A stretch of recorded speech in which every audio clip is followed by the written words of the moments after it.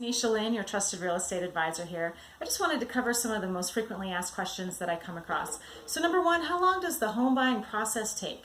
Well, generally it takes about 45 days, but really it depends. Are you working with a lender? If you are, you're looking at about 45 days. Now that's not set in stone. None of the contract dates are really set in stone. We're going to try to get you closed earlier if you want to, but if it takes longer, and sometimes it does, then we just have to work with that. We just do the best we can. So the contracted date for closing is not necessarily the date you're going to close. Now, if you are a cash buyer and you have cash, then you're looking at about 2 weeks, maybe even less, to get things closed, depending on if you're getting inspections or not, or what are you doing. I highly recommend inspections, though. That's your opportunity to walk away from a deal based off of the quality of the house and still get your earnest money back.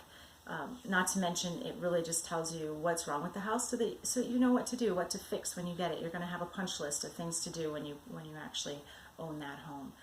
Number two, how many properties does a buyer typically look at? This varies from case to case, but I would say usually my buyers look at about 10 houses or less. It's very, very important for you to communicate to your realtor exactly what it is you're looking for. The more information you can give them, the easier it's going to be for them to narrow down your search and save you tons and tons of time. Usually I don't recommend looking at more than 5 houses at a time. Things kind of get jumbled up in your mind. You can't remember one house from the other. And so 5 is kind of the limit. 3 is really best. But 10 houses usually is max, what most of my buyers look at. So when should you make an offer? This is a great question. So I would say if you're going to take time to sleep on it, you might never have the chance to sleep in it. Our market is moving super fast right now, and so we're looking at multiple offers on many, many homes.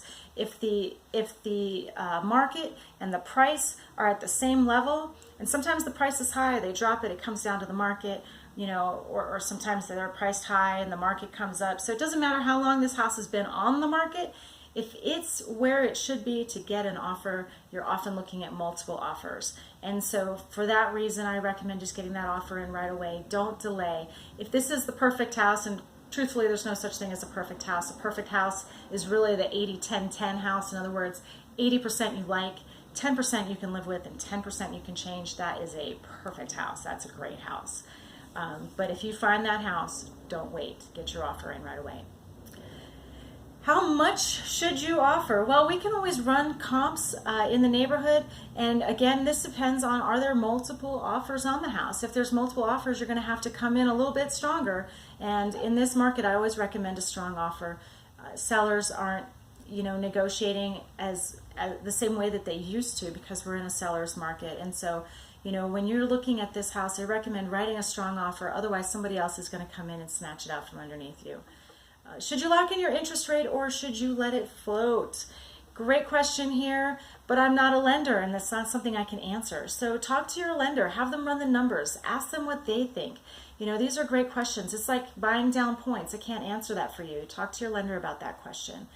When will you get the keys? What's going to happen at closing? So a lot of people think they're going to get the keys at closing. In most cases, that's not true. In most cases, you're going to get them the day after closing. I don't think I've ever seen anybody get keys at closing. So what happens? Well, you show up, you sign a whole bunch of paperwork, your fingers are cramping up, and you're so excited, and you think you're going to get those keys, and then you don't, and then you're disappointed. I'm sorry about that, but you'll get the keys tomorrow. But when you come to the title company, make sure you bring your driver's license, and also whatever funds your lender and the title company. We sit down and we kind of put all of our numbers together, and we'll tell you exactly what that dollar amount is. But word of caution, sometimes we don't know what that dollar amount is until right before closing. So you'll have an idea probably about 3 days beforehand, but it won't be exact. Just so you know, that can change. So how much earnest money should you put down? Now, this is kind of tricky. I believe in $500. I want to keep it as low as possible. However, I can't make any guarantees. There's no guarantees in real estate. If the realtor on the other side thinks that 1% is what you should put down, and there's a lot of realtors who believe that, they follow a 1% rule. If they've coached their seller, Their seller is not going to take less than 1%. There's nothing I can do about that if we can't negotiate that out. So although I like to say $500 will get you in, I can't make that guarantee. So try to make sure you have a little extra money in the bank just in case. If you want a $200,000 house, I'm hoping you have $2,000 just in case we can't do it with five. Okay? So what happens to your earnest money? How do you get it back? What's the purpose of it? So the earnest money really, it used to be skin in the game, like here's your earnest money, you're going to follow through with this transaction or you're not going to get it back. But, like I said, if I keep it to $500, that's not a whole lot of skin in the game. And there's so many outs in the purchase agreement, chances are you can get it back.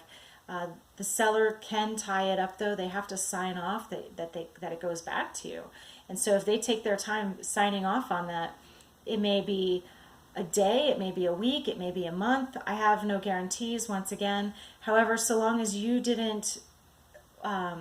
followed through with your end of the contract, there's no reason for you not to get it back. The earnest money actually is applied towards your down payment. So if you did put $2,000 down, you're looking at $2,000 less you have to bring to closing. So how often do you find the perfect property on the first day? I already covered that.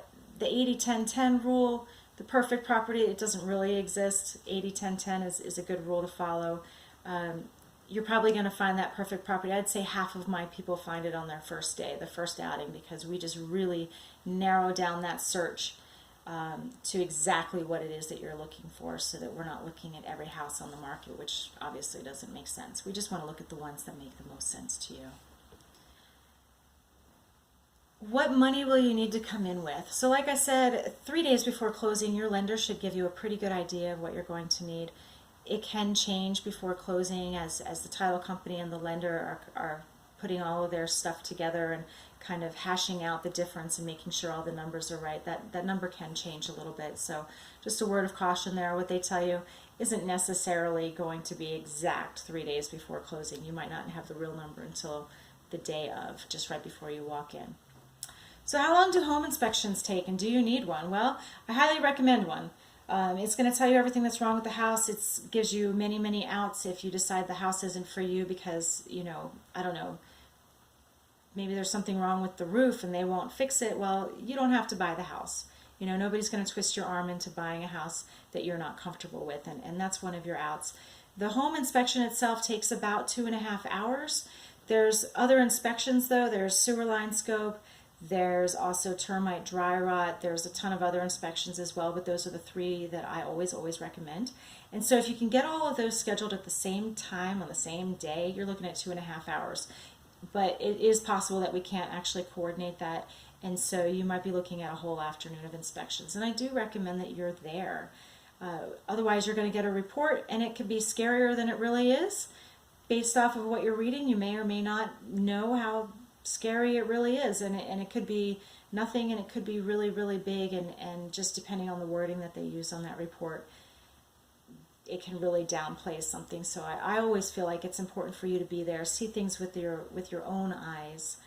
And can I recommend a lender or a home inspector or other inspectors or anything? I can recommend just about anybody. I work with people day in and day out in this industry, so contractors, inspectors, handymen, painters, whatever it is that you need, I can usually find somebody to help. I can't be liable for their work, but I never do recommend somebody who's done bad work for me in the past. I hope this helps. If you have any other questions, feel free to call me, text me, email me. I'm pretty accessible. So anyway, I'm going to sign off for now. I hope you guys have a great day, and we'll talk with you soon. Bye-bye.